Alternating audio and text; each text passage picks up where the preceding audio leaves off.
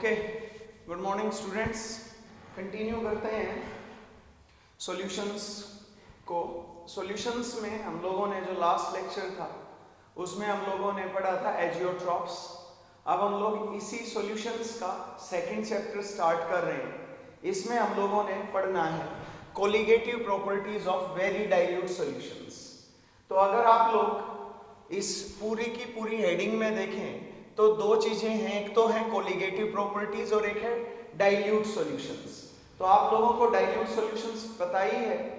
Dilute solutions वो solutions होते हैं जिनमें सोल्यूट की अमाउंट बहुत कम है as compare to the solvent, उनको बोला जाता है डाइल्यूट सॉल्यूशंस। और दूसरी टर्म आती है कोलिगेटिव प्रॉपर्टीज। कोलिगेटिव प्रॉपर्टीज का मतलब क्या है? इन लैटिन में क्या है? को मीन्स होता है टुगेदर और ligative. Ligative is derived from the word ligare means होता है टू लिंक। तो ये हो गया टू लिंक टुगेदर। जो प्रॉपर्टीज सॉल्यूशंस की, डाइल्यूट सॉल्यूशंस की एक दूसरे से रिलेटेड हो उनको बोला जाता है colligative properties of dilute solutions. अब ये कौन सी प्रॉपर्टीज हैं डाइल्यूट सॉल्यूशंस की जो एक दूसरे से लिंक्ड हैं? ठीक है, मैं बताता हूं, पहले आप लोगों को ये एक्सप्लेन कर दूं कोलिगेटिव प्रॉपर्टीज क्या होती हैं। The properties there are a number of properties of solution, dilute solutions which are linked together.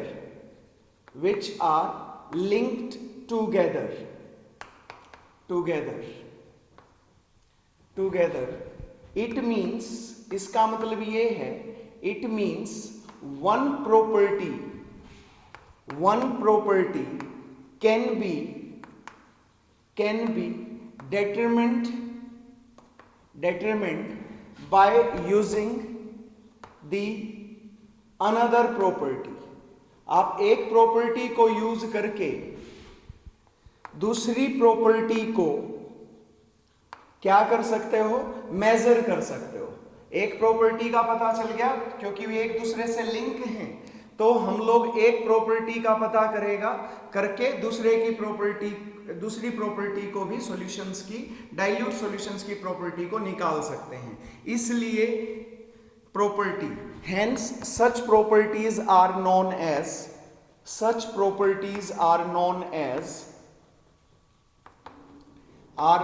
As क्या बोलते हैं उनको? Known as colligative properties. Clear? यहां पे नोट लिखवा देता हूं, ये प्रॉपर्टीज एक दूसरे से लिंक कैसे होंगी? ऐसा क्या प्रॉपर्टी है जिसकी वजह से ये सारी प्रॉपर्टीज एक दूसरे से लिंक्ड हैं? ऐसा क्या उनमें एक गुण आ गया है, एक ऐसा क्या उसकी प्रॉपर्टी आ गई है? तो याद रहे, generally vapour pressure of dilute solutions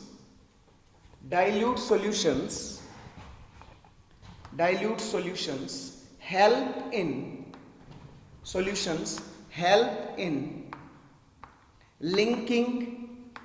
linking these properties। Generally क्या है? वेपर प्रेशर है जो इन सभी प्रॉपर्टीज को लिंक करने में मदद करता है। ओके, समझ गए? अब बात करते हैं कुछ कोलिगेटिव प्रॉपर्टीज होती क्या है, अब ये जानेंगे। कोलिगेटिव टर्म क्यों यूज की गई है ये मैंने बता दिया, क्योंकि जितनी प्रॉपर्टीज एक दूसरे से लिंक है, लिंक की वजह मैं समझाता हूं, थोड़ा सा समझे। देखो, वेपर प्रेशर अगर है, तो वेपर प्रेशर के थ्रू हम लोग बॉइलिंग पॉइंट भी निकाल सकते हैं, फ्रीजिंग पॉइंट भी निकाल सकते हैं। जैसे बॉइलिंग पॉइंट होता है जिस टेम्परेचर पर वेपर प्रेशर एटमॉस्फेरिक प्रेशर के बराबर हो जाए, यही होगा ना, तो वेपर प्रेशर से लिंक हो गया। एक है फ्रीजिंग पॉइंट। फ्रीजिंग पॉइंट में क्या होगा, जब वेपर प्रेशर सॉलिड का वेपर प्रेशर लिक्विड के बराबर हो जाए तो उसको बोलेंगे। तो दोनों के दोनों में क्या चीज कॉमन आ गई, वेपर प्रेशर। तो ये दोनों की दोनों प्रॉपर्टीज एक दूसरे से लिंक है। अगर मैं वेपर प्रेशर निकाल लूं तो दोनों का ही क्या आ जाएगा, फ्रीजिंग पॉइंट निकालना भी आसान हो जाएगा और बॉइलिंग पॉइंट भी। तो ये दोनों एक दूसरे से लिंक है थ्रू दी वेपर प्रेशर, तो इसलिए ये कोलिगेटिव प्रॉपर्टीज हो सकती है। अब कोलिगेटिव प्रॉपर्टीज की कुछ खास बात है वो मैं बताता हूं। कोलिगेटिव प्रॉपर्टीज होती क्या है, डेफिनेशन, ये तो टर्म क्यों यूज की जाती है मैंने वो बताया है। अब मैं बताता हूं आप लोगों को कि कोलिगेटिव प्रॉपर्टीज हैं क्या, फिर एक एक करके स्टार्ट करेंगे। कोलिगेटिव प्रॉपर्टीज की डेफिनेशन क्या है, डेफिनेशन क्या है होगी कोलिगेटिव प्रॉपर्टीज की, आपको ये याद रखना। और मैं बता दूं सभी स्टूडेंट्स को कि ये सबसे आसान टॉपिक है और इसलिए सभी बच्चों को ये याद भी रहता है। तो the properties of very dilute solutions, याद रहे डाइल्यूट सॉल्यूशंस जो हैं वो किसको फॉलो करते हैं, रॉल्स लॉ को। इसीलिए ये आइडियल सॉल्यूशंस भी कहलाते हैं। जो सॉल्यूशंस रॉल्स लॉ को फॉलो करें वो आइडियल सॉल्यूशंस होते हैं। The properties of very dilute solutions या फिर आइडियल सॉल्यूशंस भी कुछ ऑथर्स लिखते हैं, मैं इसलिए आइडियल सॉल्यूशंस भी लिख देता हूं। The properties of very dilute solutions depending on, किस पे डिपेंड करते हैं, depending on number of moles of solute, moles of solute and not the nature of solute are known as, क्या बोलते हैं ऐसी प्रॉपर्टीज जो number of moles of solute पे क्या करें, डिपेंड करें, are known as colligative properties. Colligative properties, for example if 1% urea is added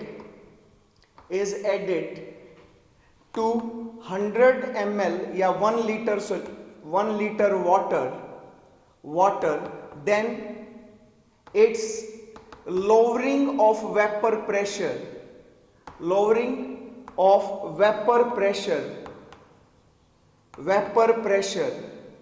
मतलब इसका जो वेपर प्रेशर कम होगा वो सेम होगा, vapour pressure will be equal to lowering of vapor pressure when 1% glucose is added to 1 liter water। आपने क्या किया, 1% ही glucose था, 1% ही यूरिया है, दोनों सेम है और सेम अमाउंट ऑफ वाटर में डाले गए हैं। तो अगर तुमने ग्लूकोज जितना डाला उतना ही यूरिया डाला तो दोनों में वेपर प्रेशर जो कम होगा वो सेम होगा, वो डिपेंड नहीं कर रहा किस पे, यूरिया पे या ग्लूकोज पे, इनकी नेचर से इंडिपेंडेंट है। तो ये क्या है, इसका मतलब लोअरिंग ऑफ वेपर प्रेशर क्या है, ये सिर्फ किस पे डिपेंड कर रहा है, अमाउंट ऑफ सोल्यूट, और किस पे डिपेंड नहीं कर रहा, independent of nature of solute. आपने कौन सा सोल्यूट यूज किया है इससे कोई फर्क नहीं पड़ता। तो लोअरिंग ऑफ वेपर प्रेशर क्या है, it is the colligative property. Clear है?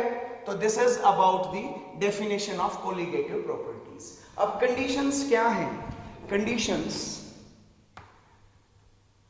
Conditions for a solution to follow colligative properties. अब कोलिगेटिव प्रॉपर्टीज हर कोई फॉलो नहीं कर सकता है। सबसे पहले है the solution must be very dilute, solution बिल्कुल डाइल्यूट होना चाहिए। Second is the solute added to solvent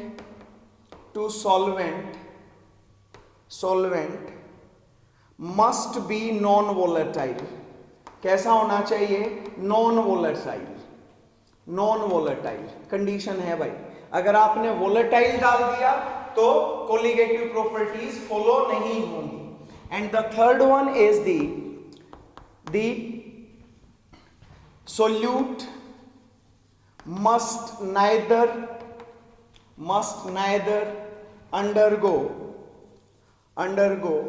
dissociation, ना तो वो टूटना चाहिए डिसोसिएशन, नॉर एसोसिएशन। तो अगर किसी सॉल्यूशन को कोलिगेटिव प्रॉपर्टीज को फॉलो करना है तो वो बहुत डाइल्यूट होना चाहिए, उसके अंदर जो सोल्यूट है वो नॉन वोलेटाइल होना चाहिए, और सोल्यूट कभी भी ना तो डिसोसिएट होगा ना एसोसिएट होगा। फॉर एग्जांपल लाइक NaCl आपने डाल दिया, NaCl तो NaCl तो आयंस में टूट जाएगा ना सॉल्वेंट में, तो ये कोलिगेटिव प्रॉपर्टीज को फॉलो नहीं करेगा। क्लियर है? तो सोडियम क्लोराइड नहीं, यूरिया डाल दिया, ग्लूकोज डाल दिया, तो आप लोग देखेंगे कि ये कोलिगेटिव प्रॉपर्टी को फॉलो करेगा। क्लियर है? कोलिगेटिव प्रॉपर्टीज की डेफिनेशन, ये कंडीशंस हैं, हालांकि आगे भी बताऊंगा ये लिमिटेशंस हैं कोलिगेटिव प्रॉपर्टीज की, आगे मॉडिफाई करेंगे। बट अभी के लिए आपको जानना है कोलिगेटिव प्रॉपर्टीज वो होती हैं जो किस पे डिपेंड होती हैं? Number of moles of solute पे, और किस पे डिपेंड नहीं? नेचर पे। ठीक है? दूसरी बात, क्यों इनको कोलिगेटिव बोला गया? क्योंकि अभी मैं जो प्रॉपर्टीज लिखूंगा वो सारी एक दूसरे से लिंक्ड है, आप एक प्रॉपर्टी को मेजर कर लो, दूसरी प्रॉपर्टी उसको यूज करते हुए आप निकाल सकते हो। ठीक है? तो और कंडीशंस क्या हैं? सॉल्यूशन डाइल्यूट होना चाहिए, नॉन वोलेटाइल सॉल्यूट होना चाहिए, ना तो वो इलेक्ट्रोलाइट होना चाहिए कि कहीं आयंस में टूट जाए, और ना ही उसमें एसोसिएशन होनी चाहिए जैसे हाइड्रोजन बॉन्डिंग वगैरह उसमें नहीं होनी चाहिए। अब कोलिगेटिव प्रॉपर्टीज कौन कौन सी हैं? ठीक है, तो हम लोग अब लिखते हैं following 4 colligative properties are studied for dilute solutions. Dilute solutions के लिए 4 कोलिगेटिव प्रॉपर्टीज हैं जो पढ़ी जानी है।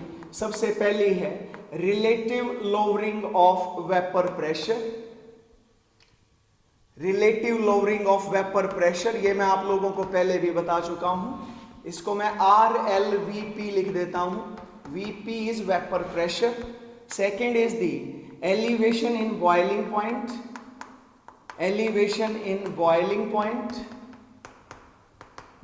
पॉइंट, इसको हम लोग बोल देंगे ebullioscopy. I will explain each and every term जब ये आएगा। इसको डिनोट किया जाता है डेल्टा TB से। Third is depression in freezing point, this is cryoscopy, this is denoted by delta TF, and the last one is the osmotic pressure।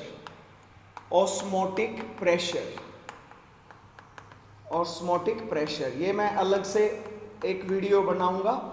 आज हम लोग शुरू कर रहे हैं relative lowering of vapour pressure से, अगले वीडियो में ये दोनों पढ़ेंगे और एक फाइनल वीडियो में ऑस्मोटिक प्रेशर, क्योंकि सबसे ज्यादा क्वेश्चंस ऑस्मोटिक प्रेशर से ही पूछे जाते हैं। ओके, स्टार्ट करते हैं। Relative lowering of vapour pressure समझ सकते हो सभी में कहीं ना कहीं पे वेपर प्रेशर का यूज या प्रेशर का यूज होना है, इसीलिए ये सारी प्रॉपर्टीज एक दूसरे से लिंक है। कोई भी प्रॉपर्टी अगर एक दूसरे से लिंक है तो उसके लिए you can use the word colligative. को मीन्स होता है टुगेदर, लिगेर मतलब टू लिंक, तो टू लिंक टुगेदर। ये सारी प्रॉपर्टीज आप एक प्रॉपर्टी मेजर कर लें, दूसरी प्रॉपर्टी इजीली कैलकुलेट कर सकते हो। तो करें स्टार्ट भाई। Relative lowering of vapour pressure क्या होता है? पहली कोलिगेटिव प्रॉपर्टी शुरू कर रहा हूं। आज के इस वीडियो में हम लोग सिर्फ इसी को पढ़ेंगे। ओके, शुरुआत करते हैं। Relative lowering of vapour pressure क्या है ये? तो देखें भाई, अकॉर्डिंग टू पहले तो समझें कि क्या होगा। हम लोग कोलिगेटिव प्रॉपर्टीज की कंडीशन पे जाएं तो क्या करना है हमने, when a non volatile solute is added to a solvent, it leads to decrease in vapor pressure of solvent का वेपर प्रेशर कम कर देगा जब हम सॉल्वेंट में क्या डालेंगे, सोल्यूट डालेंगे, because of following reasons. In reasons की वजह से आप लोगों को मैं बताता हूं किस किस रीजंस की वजह से। आप लोग पहले तो समझें, जैसे ये मेरे पास है solute, this is solute, this is solvent, this is B, this is A. अब क्या किया, दिस इज नॉन वोलेटाइल ऐसे समझते हैं। अगर मेरे पास शॉक होगा तो मैं दिखाता हूं आप लोगों को चेंज करके कुछ। चलो मैं इससे दिखा देता हूं जी, ठीक है। ये है, मैं इसको थोड़ा सा ब्लू कलर से दिखा देता हूं। This is A, this is B. अब हमने क्या किया, ए में बी में ए को डाल दिया। दिस इज वोलेटाइल, ये तो ऑब्वियस सी बात है, सॉल्वेंट हम लोगों का वोलेटाइल ही है। तो ये चीज इसमें डाली, डालते ही ये बन गया हमारे पास सॉल्यूशन ए प्लस बी। मैं बता चुका हूं सरफेस एरिया नहीं बदलना चाहिए, तो क्या बनेगा यहां से, ये था, ओके। अब देखो यहां पे कुछ जगह पे क्या आ गया है, अब यहां से मान लिए कि यहां पे वेपर्स बनते थे ये 4।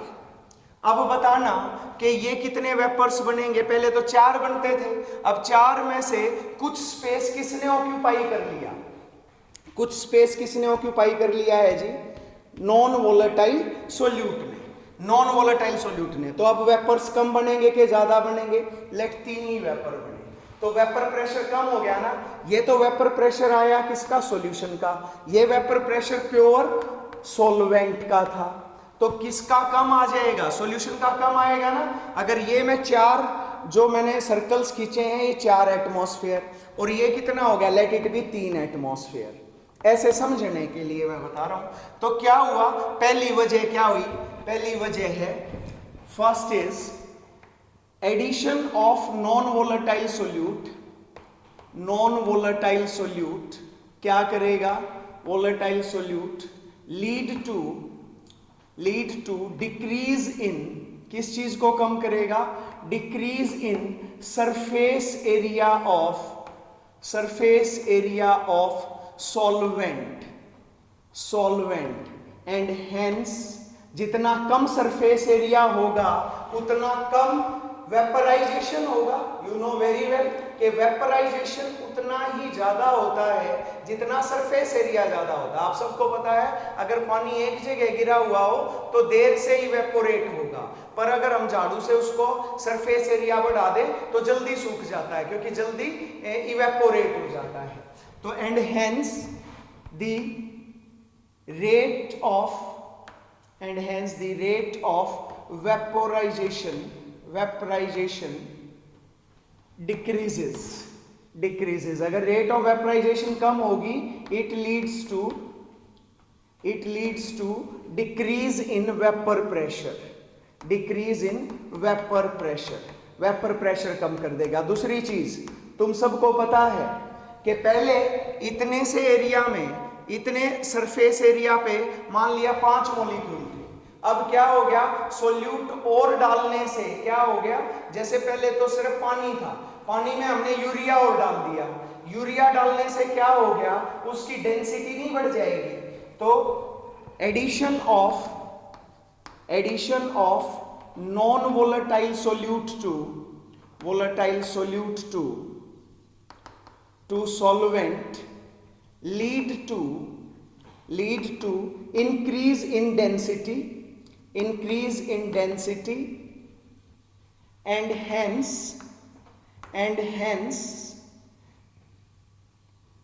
and as rate of evaporation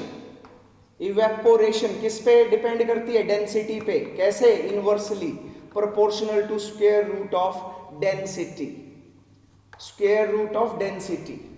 clear है? रेट ऑफ इवेपोरेशन या rate of diffusion Graham's law से पढ़ा था कि इवेपोरेशन तब ज्यादा होगा जब उसकी डेंसिटी कम होगी। डेंसिटी ऑफ सॉल्यूशन लिख देता हूं, डेंसिटी ऑफ सॉल्यूशन। तो अगर डेंसिटी सॉल्यूशन की ज्यादा है तो रेट ऑफ इवेपोरेशन क्या होगा? And as rate of evaporation is inversely proportional to किसके भाई? Square root of density.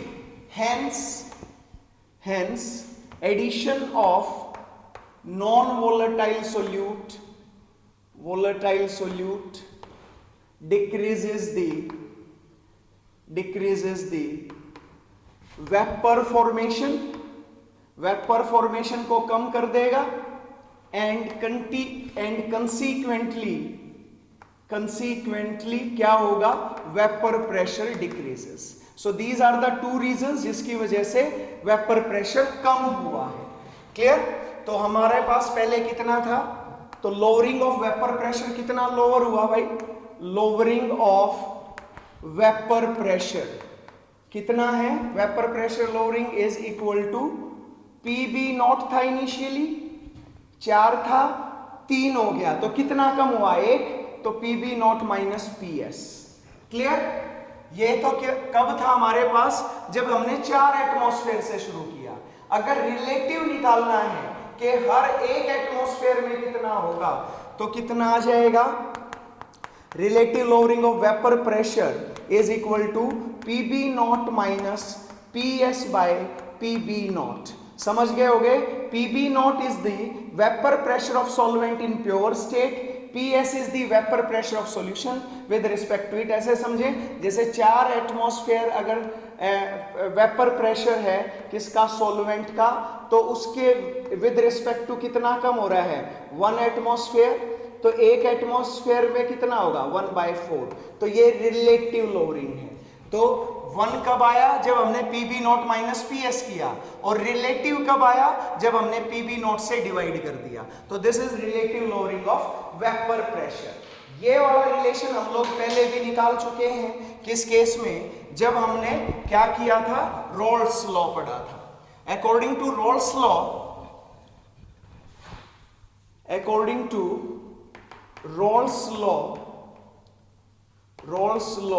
For non-volatile solute क्या था? PB nought minus PS by PB nought is equal to XA। यही था। What is XA? XA is the mole fraction of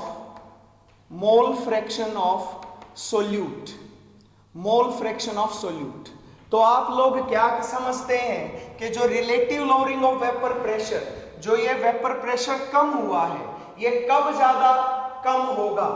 बहुत कम कब होगा? अभी तो 3 हुआ था। अगर मैं और सोल्यूट डाल दूं तो इसमें और ज्यादा सरफेस एरिया तो और कम, और ज्यादा डाल दूं तो और कम। इसका मतलब जो लोअरिंग ऑफ वेपर प्रेशर है वो किस पे डिपेंड कर रहा है? Number of moles of solute. जितने ज्यादा सोल्यूट डालोगे उतना ही ज्यादा लोअरिंग होगा, उतना ही ज्यादा कम होता चला जाएगा वेपर प्रेशर जो आपका सॉल्वेंट का। और इसी को बोलते हैं लोअरिंग ऑफ वेपर प्रेशर या फिर relative lowering of vapour pressure. तो ये किस पे डिपेंड कर रहा है? Number of moles of solute पे। तो मैं यहां लिख रहा हूं भाई PB nought minus PS by PB nought is equal to Na by Na plus NB. So this is the formula you can use. Hopefully clear हो गया होगा। Relative lowering of vapour pressure मैंने यहाँ एक्सप्लेन कर दिया और ये roles law के अकॉर्डिंग मैं डिराइव करवा चुका हूँ। जब रोल्स लॉ पढ़ाया था तो अब दोबारा नहीं कर रहे हैं, it will take some time. आप लोग इसके लिए पुरानी वीडियो देख सकते हैं, ठीक है, जिसमें रोल्स लॉ को एक्सप्लेन किया गया है। उसमें वोलेटाइल के लिए अलग है, नॉन वोलेटाइल के लिए अलग है। तो PB nought minus PS by PB nought is equal to Na by Na plus NB। ये आ गया। This is the exact formula. अब यहां से कुछ कंडीशंस लगाते हैं और फिर हम लोग आगे चलते हैं। होपफुली ये क्लियर हो गया होगा। तो PB nought minus PS by PB nought is equal to NA by N plus NB। Okay, यहां से याद रखें, when solution is very dilute, solution is very dilute such that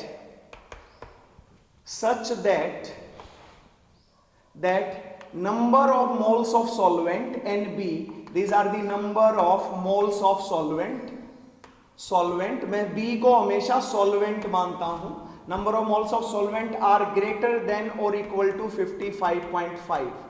जब 55.5 आ जाए या इससे ज्यादा आ जाए, then number of moles of solute can be neglected। number of moles of solute is Na, can be neglected किसके with respect to, neglected with respect to WRT, मतलब with respect to किससे, number of moles of solvent आप neglect कर सकते हो। तो formula क्या हो जाएगा, PB nought minus PS by PB nought is approximately equal to NA by NB, क्योंकि with respect to NB NA को नेग्लेक्ट कर दिया है। So this is known as the approximate formula. Approximate formula आप लोग ये यूज कर सकते हैं, ठीक है। तो ये आप लोग यूज करें। ये कब यूज करें, जब सोल्यूट की अमाउंट कम हो, बहुत कम हो एज कंपेयर टू NB। मैं बता चुका हूं 55.5 यूज करनी आएगी तो ही आप लोग Na को नेग्लेक्ट कर ले, ज्यादातर 55.5 ही आएगी। होपफुली ये क्लियर हो गया होगा। तो relative lowering of vapour pressure आ गया। Now the modified form of relative lowering of vapour pressure, ये नोट में लिख लें। आप लोगों की नॉलेज के लिए बता दूं, खासकर कॉम्पिटिटिव एग्जाम्स में, IITs में जब ये क्वेश्चन आता है तो आप लोग ये फार्मूला यूज करेंगे, modified form of relative lowering of vapor pressure। ये कब यूज होगा, this formula will be used कब यूज होगा, when there is difficulty in selecting whether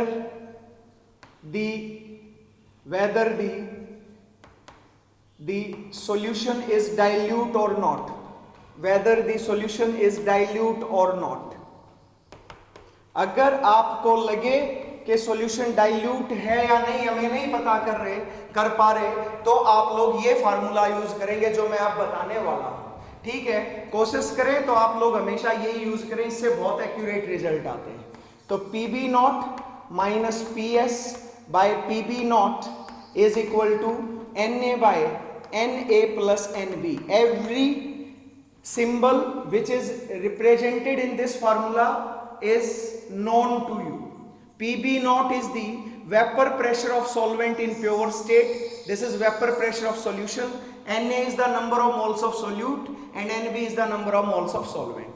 अब इसका क्या करो, टेकिंग इनवर्स ऑफ इट, इसका उल्टा कर दे, जो डिनोमिनेटर है उसको न्यूमरेटर और जो न्यूमरेटर है उसको डिनोमिनेटर बना दे। PB nought by PB nought minus PS is equal to Na plus NB by Na, यही हो जाएगा। अब देखें क्या होगा,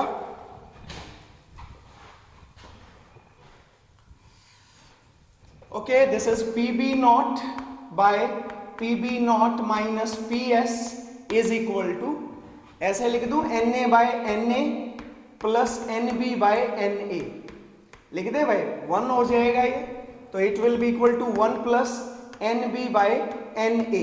अब इस 1 को तो इधर ले आओ, 1 को इधर ले आओ, PB nought by PB nought minus PS minus 1 is equal to NB by Na। Okay, अब LCM लेके करें solve. PB nought minus PB nought minus minus plus हो जाएगा PS by PB nought minus PS। Cancel हो गया and you will get NB by NA। हो गया? तो यहां से आप लोग फिर से इनवर्स ले लें, तो क्या आ गया? PB nought minus PS by PS। Check कर लें, ये PB नॉट माइनस PS ऊपर चला गया और सिर्फ PS बचा हुआ है, ये नीचे आ गया, is equal to NA by NB। This is the modified form of the Raoult's law. रोल्स लॉ की ये मॉडिफाइड फॉर्म है जब आपने नॉन वोलेटाइल सॉल्यूट डाला तो PB nought minus PS by PS। पहले क्या आता था? नीचे भी PB नॉट आता था। तो this formula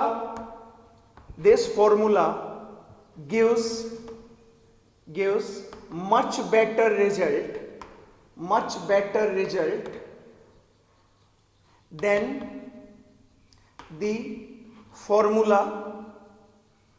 the previous formula। जो पहले फार्मूला आपने यूज किया था उससे बेहतर रिजल्ट ये देगा। तो इसमें आपको कोई कंफ्यूजन है ही नहीं कि सोल्यूट को नेग्लेक्ट करना है कि नहीं करना है, क्योंकि यहाँ पे ऑलरेडी Na बाई NB ही है। तो number of moles of solute किसके बराबर होंगे? WA by number of moles किसके बराबर होते हैं? It is equal to given mass by molar mass या molecular mass. Molar mass term is more accurate. तो किसके बराबर होगा? Na is equal to given mass है Ma और मोलिकुलर मास है Ma, कैपिटल M। तो NB किसके बराबर हो जाएगा? MB by capital MB। तो यहां पे रख दूं क्या?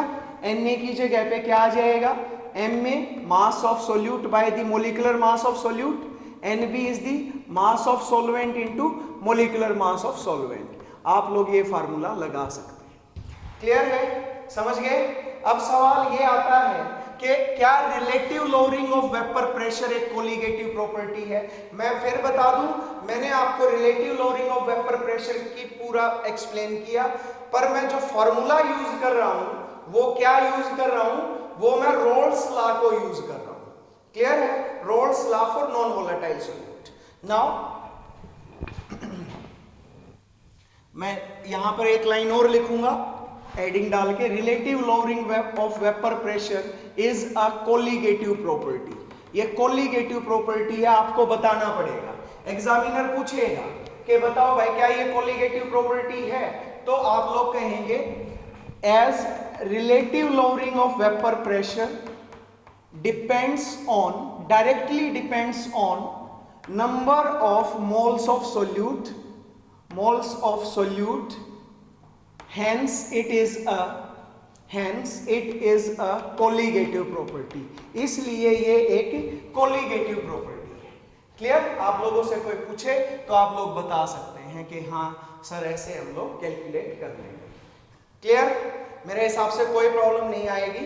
अब हम लोग आते हैं कि मेजर कैसे करेंगे एक्सपेरिमेंटली इस relative lowering of vapour pressure को। करें भाई शुरू? ओके, लेट अस सी। यहां से एक चीज और भी बताऊंगा मैं, अभी वो स्टार्टिंग में बतानी चाहिए थी बट रह गई, अभी बता देंगे। Hello, okay. तो measurement of relative lowering of vapour pressure आप कैसे मेजर करेंगे? This is the Ostwald Walker method. Walker भी बोल देते हैं वैसे, this is L is silent है, Walker method, Ostwald Walker method. ठीक है, ये एक्सपेरिमेंटल मेथड है। तो आप लोगों को मैं डायग्रामेटिकली बता रहा हूं और बोल बोल के बताता रहूंगा, लिखवाऊंगा डायरेक्ट रिजल्ट। ओके, क्या करते हैं अब? हम लोगों को निकालना है relative lowering of vapour pressure. Assume करने की कोशिश करो कि अगर मान लो हमें ना पता हो, हम लोग सबसे पहले आदमी हो जिन्होंने ये मेजर करना है कि relative lowering of vapour pressure कैसे मेजर करें, तो हम लोग ऐसे मेजर करेंगे जो मेजरेबल फॉर्म है। वो क्या? वेट की फॉर्म में देखेंगे कि वेट अगर कम हो रहा है, वेट कम क्यों होगा? अगर मान लो ऐसे समझते हैं कि मेरे पास पानी है, पानी के ऊपर वेपर्स हैं, मैं सारे वेपर्स निकाल लेता हूं, सारे वेपर्स जो थे, तो क्या इस पानी का जो विद वेपर्स जो वेट था और अब विदाउट वेपर्स जो वेट है वो कम हो जाएगा, विदाउट वेपर्स कम हो जाएगा। तो ये किस पे डिपेंड किया, अगर इसका वेपर प्रेशर ज्यादा था तो ज्यादा वेपर्स बने थे तो बहुत कम हो जाएगा वेट, और अगर इसका वेपर प्रेशर कम था तो कम वेपर्स रिमूव होंगे, तो वेपर्स कम रिमूव होंगे तो इसके वेट में बहुत कम चेंज आएगा, बहुत कम डिक्रीज होगा, ऐसा ही ना। तो इसी तरीके से मैं वेट से कोरिलेट कर पाऊंगा वेपर प्रेशर को। तो यहां से चेक करते हैं कैसे।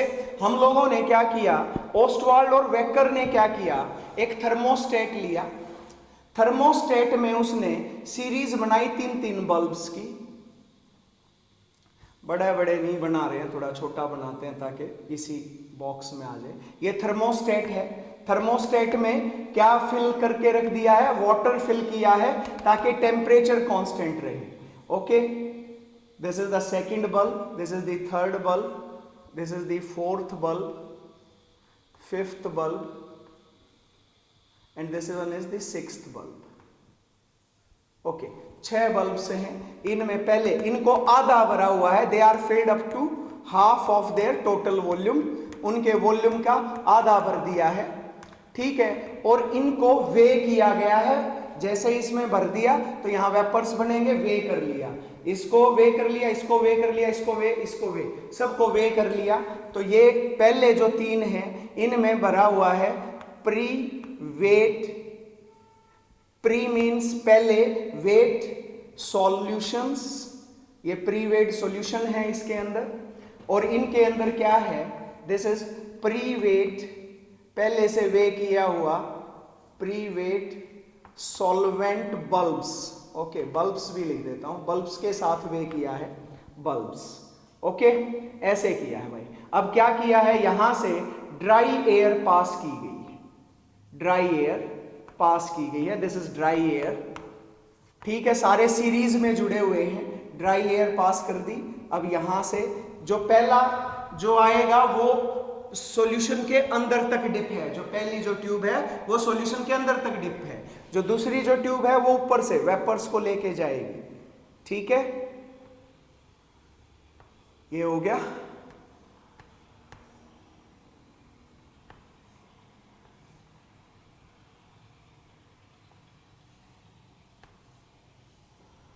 ओके, अब ये सॉल्वेंट के हो चुके हैं, अब सॉल्यूशन में से जा रहे हैं, सॉरी सॉल्यूशन से हो चुके, अब सॉल्वेंट में से जा रहे हैं। ओके, जितने मैक्सिमम वेपर्स को कलेक्ट कर सके करवाने हैं ताकि एरर ना आए बिल्कुल भी, ठीक है। अब अगर आपने जो सॉल्वेंट लिया है वो क्या है, वाटर है, अगर सॉल्वेंट है वाटर, तो क्या करना है, इनको गार्ड ट्यूब से जोड़ देना है।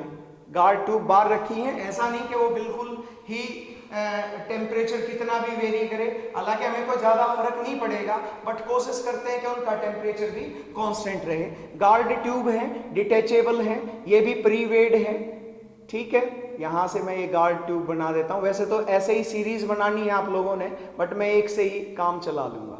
ये गार्ड ट्यूब है, इट इज फिल्ड विद, ये किससे भरी हुई है, it is filled with the anhydrous calcium chloride, या तो इससे ले लो या फिर आप लोग फॉस्फोरस पेंटॉक्साइड भी डाल सकते हो या फिर सल्फ्यूरिक एसिड भी यूज कर सकते हो, मर्जी है।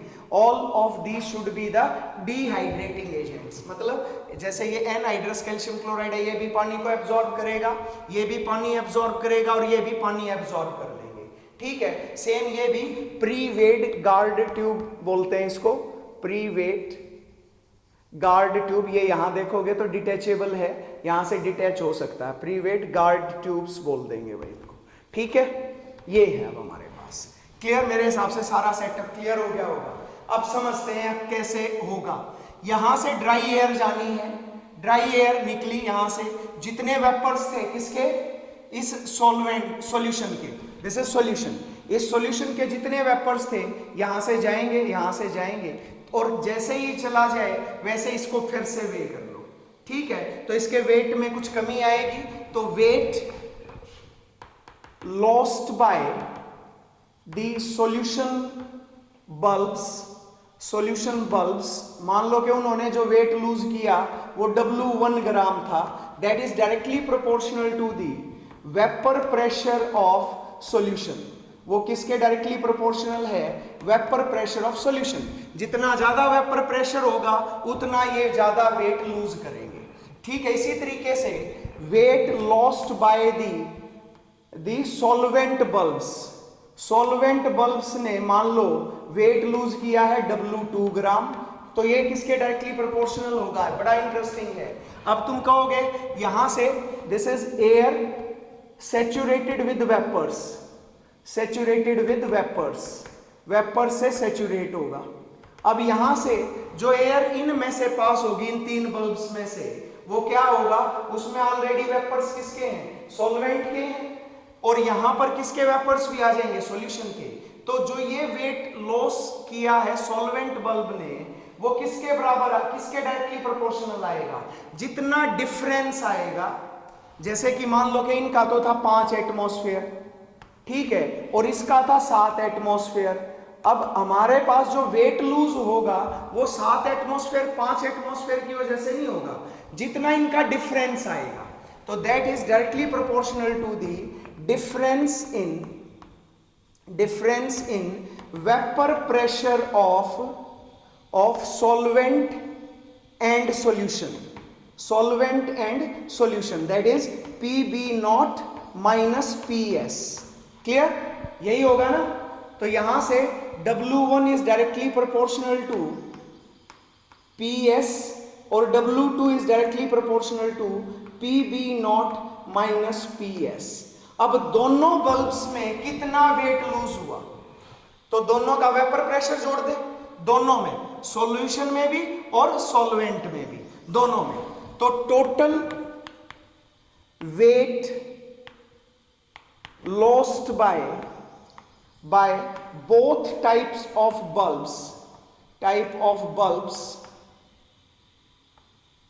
Bulbs, that is equal to W1 plus W2 and that is directly proportional to, दोनों के वेपर प्रेशर को जोड़ दें, PS plus PB naught minus PS।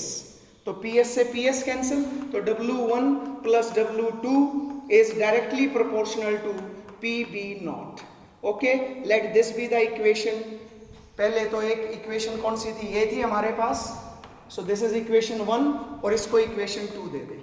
तो 1/2 कर दो, 1/2 कर दो, क्योंकि यही तो relative lowering of vapour pressure होता है ना। तो यहां से क्या आ जाएगा? तो 1/2 कर देते हैं। 1/2 क्या हो जाएगा? Okay, wait lost by solvent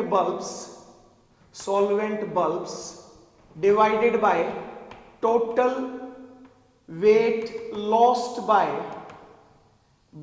both types of bulbs is equal to, किसके बराबर आ गया जी? फर्स्ट में क्या आया है? That is PB naught minus PS by PB naught। यही तो था relative lowering of vapour pressure. This is the relative lowering of vapour pressure. तो आपको क्या करना है? सॉल्वेंट के बल्ब से कितना वेट लूज हुआ पता हो जाएगा, और सॉल्यूशन दोनों से कितना लूज हुआ, दोनों का जोड़ दो, आपके पास relative lowering of vapour pressure आ जाएगा। क्लियर है?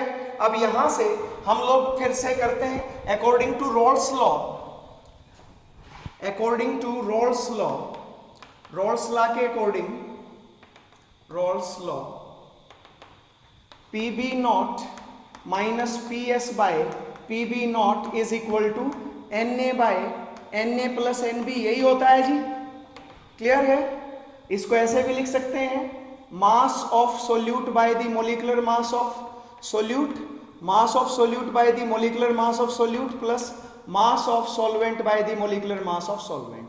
Late this be equation 3 Raoult's law के according.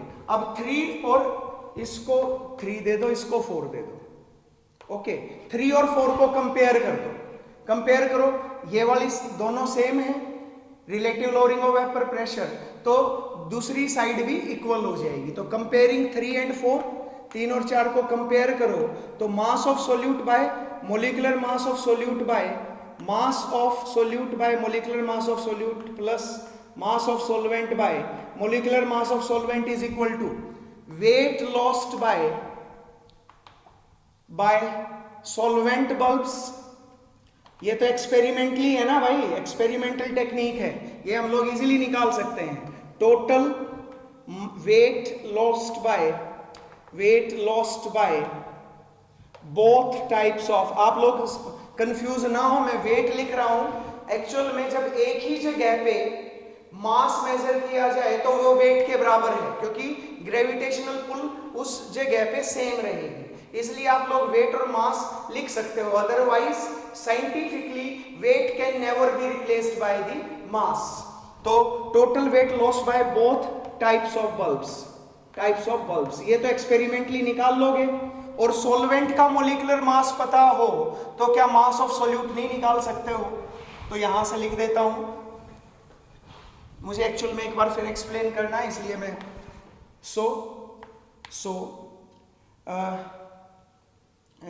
by using experimental technique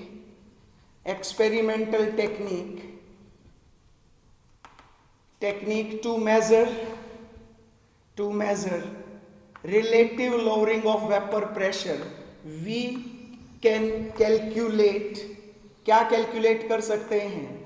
molecular mass of solute, molecular mass of non volatile solute आप निकाल पाओगे। ये याद रखना है, मैं ये बात पहले मुझे बतानी थी कि कोलिगेटिव प्रॉपर्टीज का मेन पर्पस ही क्या है, to find out the molecular mass of solute. तो ये था हमारे पास पूरा का पूरा मेथड। मैंने, हो सकता है कुछ बच्चे कंफ्यूज हो गए हो, मैं फिर से बताता हूं। यहां से कितना वेट लूज होगा ये डिपेंड करेगा इनके वेपर प्रेशर पे, इनकी रेट ऑफ वेपराइजेशन पे। ज्यादा वेपर्स बनते हैं, इसका मतलब वेपर प्रेशर ज्यादा था, तो ज्यादा मास को लेके जाएगी कौन? एयर ज्यादा से ज्यादा वेपर्स लेके जाएगी, क्योंकि ज्यादा वेपर्स बन रहे हैं, तो जितना ज्यादा वेपर्स लेके जाएंगे उतना इसका मास कम होगा। तो wait lost by solvent bulbs, ये सॉल्वेंट बल्ब्स हैं, wait lost by the solution bulbs ये थे। तो यहाँ पे सॉल्यूशन बल्ब्स में तो किस पे डिपेंड करेगा, क्योंकि उस टाइम पे तो प्योर सॉल्यूशन ही है, और यहाँ पे क्या है, सॉल्यूशन के साथ सॉल्वेंट भी है। तो यहाँ पे जितना इनका वेपर प्रेशर डिफरेंस आएगा उतना ही मास लूज किया है, जितना ज्यादा डिफरेंस आएगा उतना ज्यादा मास इसने लूज किया है, इसलिए मैंने वहां पे किया। फिर तो जो मुझे चाहिए था मैंने वैसे टोटल मास जोड़ लिया, और क्योंकि मुझे ये वाली फॉर्म चाहिए थी इसलिए मैंने वहां पे टोटल मास कर दिया, सॉल्यूशन का भी और सॉल्वेंट का भी टोटल मास कर दिया। तो हमारे पास फार्मूला आ गया। फिर मैंने रोल्स लॉ को अप्लाई करके बता दिया कि यूं यूं मोलिकुलर मास भी निकाला जा सकता है। तो होपफुली सभी स्टूडेंट्स को क्लियर हो गया होगा। काफी लेंथी बन गया है ये, बट मैं आपको कंसेप्ट क्लियर करने के लिए इतना लंबा मैंने इसको बनाया है, अदरवाइज बहुत छोटा सा है। Relative lowering of vapour pressure क्या होता है मैंने एक एक पॉइंट क्लियर कर दिया। ये कोलिगेटिव प्रॉपर्टी क्यों है, क्योंकि ये number of moles of solute पे डिपेंड करती है, और इसकी वैल्यू निकालने के लिए हमने रोल्स लॉ यूज किया है फॉर नॉन वोलेटाइल सोल्यूट। और किस एक्सपेरिमेंटल मेथड से मेजर किया जाता है, मैंने आप लोगों को कहा कि आप लोग खुद सोचो कि हम लोग कैसे वेपर प्रेशर का डिफरेंस निकाल सकते हैं। रिलेटिव लोअरिंग या relative depression of vapour pressure हम लोग निकाल सकते हैं। कैसे निकाल सकते हैं? बहुत सिंपल टेक्निक थी। ये थर्मोस्टेट है, इसमें सारा पानी भरा हुआ है, ओके। तो पानी भर के टेम्परेचर कांस्टेंट रखा है। ये प्री वेड गार्ड ट्यूब है। इसमें क्या होगा, जो वेपर्स आएंगे, अगर सॉल्वेंट है तो सॉल्वेंट क्या करेगा, वाटर है, और ये डिहाइड्रेटिंग एजेंट्स हैं, ये मॉइस्चर एब्जॉर्ब कर लेते हैं। तो मॉइस्चर एब्जॉर्ब करेंगे तो कितना वेट आया इसका बढ़ा, इसका मतलब उतने वेपर्स इन्होंने पानी के दिए। तो बस वही चीज थी, ये सॉल्वेंट का वेट आपको पता चल जाएगा, कंफर्मेशन हो जाएगी, ठीक है। ऐसा कोई जरूरी नहीं कि आप लोग हमेशा यही लें, कि हर एक सॉल्वेंट के लिए अलग अलग आपको इस गार्ड ट्यूब में लिक्विड लेना है। ओके, तो मेरे हिसाब से क्लियर हो गया। सो this is all about the first colligative property. Next video में मैं दो कोलिगेटिव प्रॉपर्टीज पढ़ाऊंगा। एक तो है एलिवेशन इन बॉइलिंग पॉइंट और दूसरा रहेगा depression in freezing point. Okay, मिलते हैं बच्चों नेक्स्ट लेक्चर में। बाय।